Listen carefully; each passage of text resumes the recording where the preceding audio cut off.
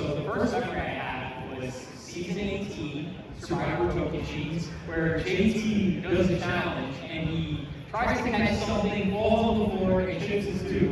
And Jeff picks it up and says, JT, do you want your tooth back? And JT picks it up and flicks it. And as an 8-year-old kid, I say, you know what? I want to be on that show. I love that. Great iconic moment. Yeah.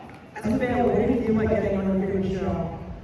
Oh man, it was like kind of like a Christmas miracle. I mean, it's like a baseball player making it to the bigs, right? It's like the moment they've all been waiting for. I made it happen. And what's even crazier for me is I made it happen not only once, but twice in the same calendar year. So it was super surreal and a dream come true. Yeah. So you know during both seasons that you played. I did. What did you think of when it came to who you decided to choose? It's a very interesting question because if you ask somebody at home on the couch, it's very easy to say, so-and-so played the best game, they made this move, they made this move. But after playing the game, there's a lot of feelings that are involved, right? It's like, I'm giving somebody $1 million or $2 million. Do I want to give $2 million to someone I don't like? So ultimately, being a juror, you have to kind of play the balance of voting for the best player, but also somebody that you like. And I felt like for 49 and 50, that both happened to be the case for me, with one of my best friends, Savannah, winning Survivor 49, and then all very good friend of mine winning Survivor 50. And you both deserve it. Yeah. As a fan, I remember the first time you saw the RizGod and you were dominating on the screen. Yeah. How do you think public perception has changed from when the 49 preview aired to now? It's very funny because I feel like if you ask anybody, especially in the crowd today, if they would have been chanting RizGod, RizGod, like a year ago they would be saying absolutely not. But the fact that I have people that decide to take time out of their day, come to Staten Island, Ferry Hawks, and do RizGod means more to me than I can ever imagine. So I feel like for the better, the perception has definitely improved, and I'm super, super grateful for it. It's awesome to hear. If you could pick any old era Survivor player that you have not played with yet, who would it be? Oh, that's a good question. I was lucky that I got to play with a lot of legends on Survivor 50.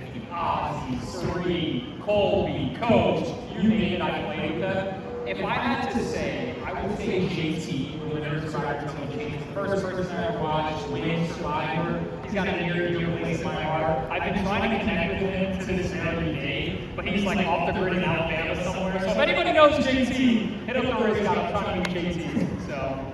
Love that. Do you think you guys would work together, or do you think you'd be enemies? I would hope we work together. I hope that Cowboy gets to the end and win again if I can't win. But no, on a serious note, I think we'd be very good. So you want to see this winner? No, I actually wouldn't vote him out to win, because I've never been voted out. So that's a good point of that. Yes, yes. What is something from seasons 49 or 50 that involved you that didn't make air that you wish did? I would say, luckily for me, a lot of my best moments made air on TV. So I can't necessarily think of what didn't make air. But I will say this, I'll kind of twist the question a little bit. My favorite moment that I did not expect to make air, that didn't make air, was me fishing on Survivor 49. I thought it was like an epic fail, it was embarrassing. I went out there with my snorkel gear, not thinking to make the show. And then, obviously, I'm watching on Wednesday and seeing myself fail miserably. I'm like, oh my god, they just put this on national television, this is bad. But it was obviously such a funny moment and one of my favorite memories. That's awesome. I remember watching that and laughing. It was great. Yeah. What was the hardest part about playing 49 and then going back to 50 after such a short time? Yeah, man, I mean, obviously the physical toll that my body took, I was pretty much playing Survivor for 4 months straight. So I lost about 50 pounds, and if you guys can already tell, I'm a pretty skinny guy. So losing 50 pounds is not something I could have afforded, but that's what happened. But ultimately, it was being away from my family, being away from the RizGod, my girlfriend, for 4 months was super, super hard. So ultimately, we were able to go through that and still are killing the game. And I was able to play 2 seasons and make it to the end both times. Incredible work. If you could go back and change one thing from either the 49 or 50 that didn't do the first time, what would it be and why?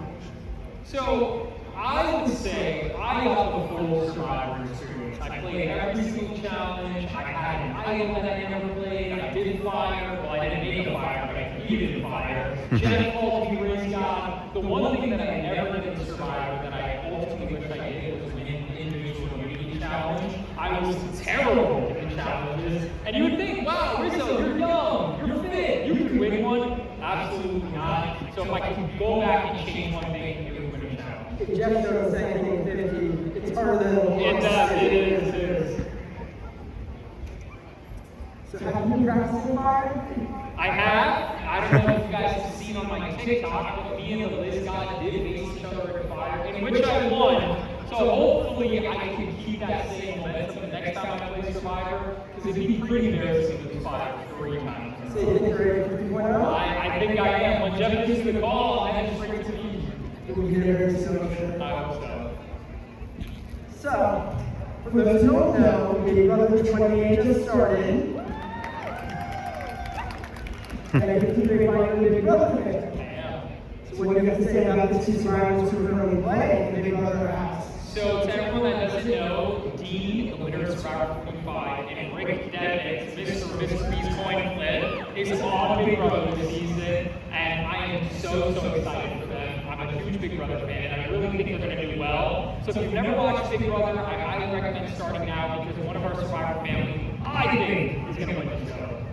And I will say, as a big Rick Devens fan, I never really want for Big Brother, but I'm watching this season. Absolutely.